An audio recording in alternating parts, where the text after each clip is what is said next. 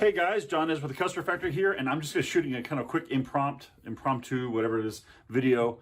This here is by Merle Stepler. He's one of our #1 folks here. As a matter of fact, if you do campaigns with us, you know Merle Stepler. He's actually the guru over our quality control division, which means he knows more about how to fix things, which means he's a top technician and a great manager and a good friend and all that. So if you know us, you know Merle. But he just came to my office and told me something crazy. So Merle, what we just had a client come to us who signed up with, okay, tell me what happened. Without using names, we don't want to embarrass anybody. Without using names, we have basically somebody who has been wanting to get back with us, but we're waiting for their territory, some things to open up for their territory. So it finally opened, but unfortunately, they literally just signed up with somebody this week. Another marketing company. Okay. And this marketing company is very much advertising. They have this amazing funnel, and everything is automatic. So they have all this automatic stuff. It's a paid marketing funnel. This guy they sold them this paid marketing funnel and all this hoopla. Yes. And what did they tell them? And they told them up front that it will take a few months before you actually see any results. A few months from paid advertising. So they expect this poor person.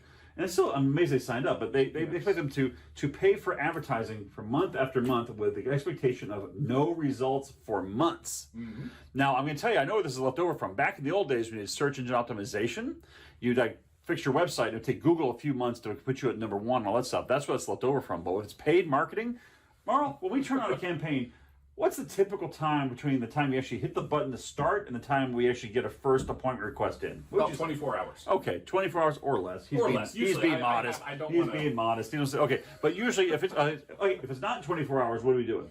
We do a deep dive into see what is wrong. Yeah, right. Something's broken. Like, oh man, something's wrong, right? We're all looking. By the way, because we don't start charging our clients.